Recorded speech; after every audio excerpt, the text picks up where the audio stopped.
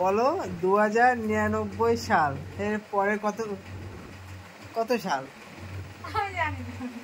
বলো তা। 2099 সাল তার পরের বছর কত সাল হবে? 2100 সাল। 2100 সাল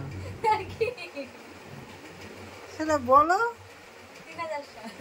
ঠিক আছে, আমি একটু বোনের কাছে জিজ্ঞাসা করে আসি। এমো 2099 সাল তার পরের বছর কত সাল হবে?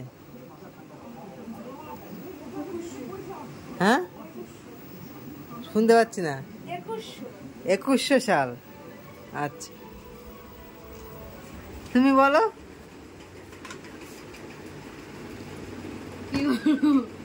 2099 সালের পরের কত সাল?